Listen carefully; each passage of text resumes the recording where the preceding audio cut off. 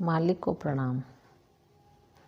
दाजी कहते हैं, अपने विचार व्यक्त करते हुए मैंने अलग अलग सिलेंडर का उदाहरण दिया था। हर सिलेंडर में अलग द्रव्य भरा हुआ है। एक में अरड़ी का तेल, दूसरे में नारियल का तेल तथा अन्य में कई और प्रकार के द्रव्य। हर एक की अलग अलग अपारदर्शिता है। तो जब आप उनमें से रोशनी की किरणें पार करते हैं, प्रत्येक सिलेंडर में से आग तीव्रता से रोशनी प्रतिबिंबित होती है। हम में से हर एक सिलेंडर का प्रतिनिधित्व करता है। अब इस पर विचार करें। ये माध्यम है जो हर चीज़ को बदल देता है। उदाहरण वातानुकूल बाहर ठंडी हवा देता है, जबकि भट्टी गर्म हवा फेंकती है। दोनों एक जैसे ही बिजली का उपयोग करते हैं, लेकिन ये माध्यम है जो सब कुछ बदल देता है। आत्मा जिसके माध्यम से ज्ञान का उत्सर्जन करती है, वह है चेतना। ये सभी के लिए भिन्न है। कुछ लोग इसे बनाए रख पाते हैं और कुछ ये समझ तक नहीं पाते कि क्या हो रहा है। उद्देश्य ये है कि हम चेतना को शुद्ध करें। सही है। अब आइए हम इस सिलेंडर के उदाहरण की ओर वापस जाएं। अगर आप हर द्रव्य को शुद्ध कर भी देते हैं, तब भी हर पदार्थ अलग अलग है। इसलिए जब तक ये पदार्थ अपनी संपूर्णता में बदल नहीं जाता, आप अब भी ईश्वर से अलग ही होंगे। तो पदार्थ एक पदार्थ है। पदार्थ के तत्व तारण से ऊर्जा में बदलता है और ऊर्जा अपनी पूर्णता में बदलता है। आपने खुद की सफाई की होगी, बहुत अच्छे, लेकिन वह पूरी नहीं है। इसीलिए हमें मालिक के स्पर्श की ज़रूरत होती है। अभ्यासी कहते हैं, ये समझने में बहुत आसान हो गया है। उस क्षमता के गुरु की परम आवश्यकता है। दाजी कहते हैं, जी हाँ, आप उन्हें खोज लेंगे और वह आपकी पुकार सुनकर अवतरित होंगे। आपकी क्षमता के आधार पर गुरु प्रकट होते हैं। अभ्यासी भाई कहते हैं, तो क्या गुरु मेरे स्तर पर आएंगे? दाजी कहते हैं, गुरु सभी के साथ अलग अलग कार्य करते हैं। यह एक समान नहीं होता। आप देखिए, कुछ दिन पहले हम प्राणाहुति से संबंधित कारण और प्रभाव के बारे में बात कर रहे थे। क्या हम प्राणाहुति बहने हेतु है या प्राणाहुति प्रभाव है?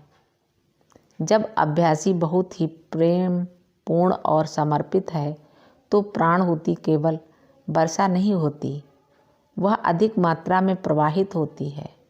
जैसे कि मूसलाधार वर्षा। तो बारिश और मूसलाधार वर्षा में फ़र्क है। ये अभ्यासी पर निर्भर करता है, मालिक पर नहीं।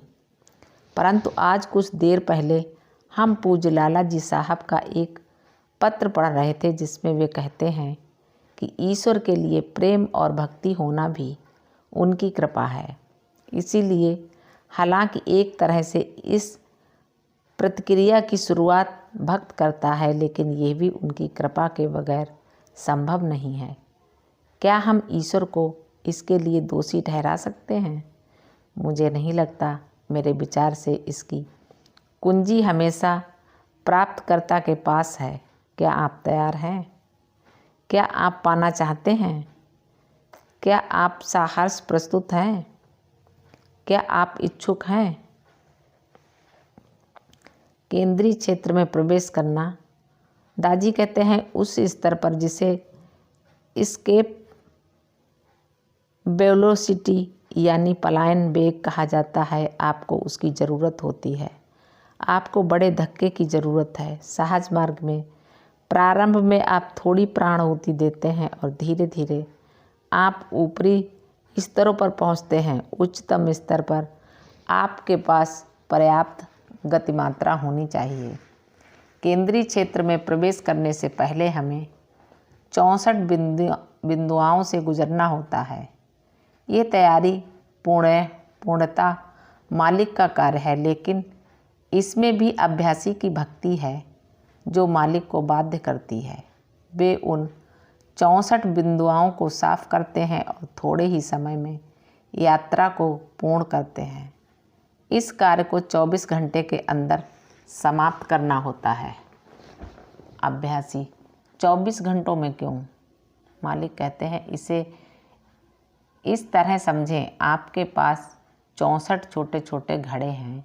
आप 10 मिलीलीटर पानी पहले घड़े में डालते हैं, अगले दिन आप 10 मिलीलीटर पानी दूसरे घड़े में डालते हैं, और जब तक आप अगले कुछ घड़ों तक पहुंचते हैं पहला घड़ा सूख जाता है।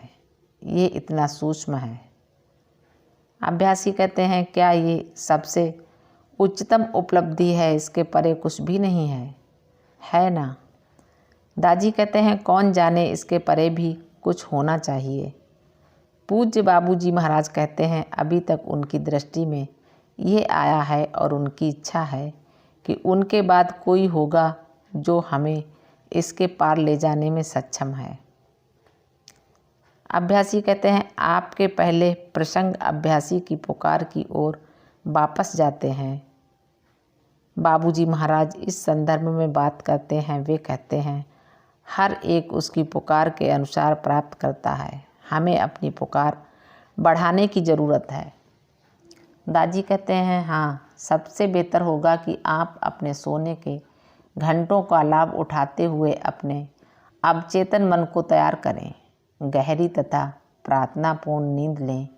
ये हमारी मदद करेगी। लोग इस बात पर हंस सकते हैं। जब आप ध्यानमग्न अवस्था में इस प्रण के साथ सोते हैं कि मैं मेरे ईश्वर के साथ जुड़ा रहूँगा, ये कार्य करता है। हम भाग्यशाली हैं। हम आध्यात्मिक रूप से सबसे संपन्न समुदाय हैं। अब इस जाति में कुछ महान लोग हैं। वे कैसे महान बने? आपको इसका अध्ययन करना चाहिए और समझना चाहिए कि वे लोग कैसे सफल हुए। अभ्यासी कहते हैं, क्या इसकी कुंजी अनात्म प्रेम और कुछ और निस्वार्थता है?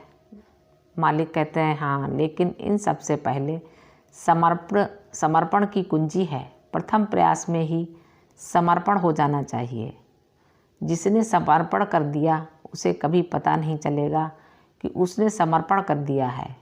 जब रास्ता ही मंजिल बन जाए, समझ लीजिए कि आप समर्पित हैं। अभ्यासी कहते हैं, ये वाक्य कितना सुंदर है। दादी कहते हैं, समर्पण की हालत में कोई भी चिंता उनकी महानता का अपमान है। दादी कहते हैं, भाई के साथ आम बातचीत हुई, छापों को बनाने से कैसे रोका जाए?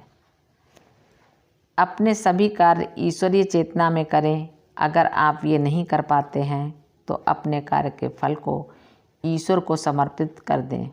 अगर आप ये करना भी भूल जाते हैं तो सफाई की प्रक्रिया असर मिटाने में हमारी मदद कर सकती है। अगर आप इसे भी भूल जाते हैं तो सोने से पहले प्रार्थना कीजिए और किए गए सभी गलत कामों के लिए माफ़ी मांगिए। हमें अपने सभी संस्कार, अच्छे या बुरे, सब कुछ निकालना है। शाम के सत्संग के बाद उन्होंने एक वार्ता दी जिसके कुछ अंश नीचे उद्धृत हैं। हृदय की पुकार सुने। दादी कहते हैं, उस सभी युवाओं का स्वागत किया जो आसपास के केंद्रों से उनसे मिलने आए थे। उन्होंने उनसे कहा, प्रत्येक इंसान को जीवन में कुछ करने की कोशिश करनी चाहिए, और जब भी कभी आपको ध्यान करने का दिल नहीं करता, ध्यान ना करें। कई बार ज़िंदगी में बेहतरीन चीज़ों से भी आप ऊब जाते हैं। कभी कभी आप 10 मिनट ध्यान करना चाहते हैं, कभी 1 घंटा, तो ठीक है, ऐसा ही कीजिए। इस सहज ज्ञान को या अपने हृदय में महसूस हो रही तीव्र इच्छा को रोकिए मत। जिस दिन आपको ध्यान करने की इच्छा नहीं होती, ध्यान मत कीजिए, लेकिन इसके बारे में बुरा भी नहीं लगना चाहिए। कम से कम खुली आँखों से अपने आप को जोड़ लें। खुली आँखों से ध्यानस्थ रहें। यह न कहें मुझे ध्यान से कोई लेना देना नहीं है, क्योंकि जो भी कड़ी हमें जोड़े हुए है, अगर हमने उसे तोड़ दिया तो ये ऐसा होगा कि जैसे हमने आईसीयू के बीमार व्यक्ति की आपातकालीन प्राणवायु की नल काट दी है। ध्यान हमारी आध्यात्मिक उन्नति को जोड़ने वाली कड़ी है। ध्यान हमें उच्च ज्ञान प्राप्त करने हेतु शिक्षा देता है, प्रोत्साहित करता है एवं उसके लिए तैयार करता है। स्वामी विवेकानंद जी के अनुसार इन सभी आध्यात्मिक अभ्यासों का मकसद हमारी उपलब्ध चेतना को विस्तृत करना है, जिसके साथ हम कार्य करते हैं। हमारी उपलब्ध चेतना बहुत ही सीमित है, जैसे कि पानी की एक पतली सतह जिसके ऊपर एक अतिचेतना का महासागर है और जिसके नीचे अवचेतन का एक दूसरा महासागर है। ध्यान के माध्यम से सहज मार्ग हमें सिखाता है और तैयार करता है। मालिक को प्रणाम। सभी अभ्यासी भाई बहनों को नमस्कार, धन्यवाद।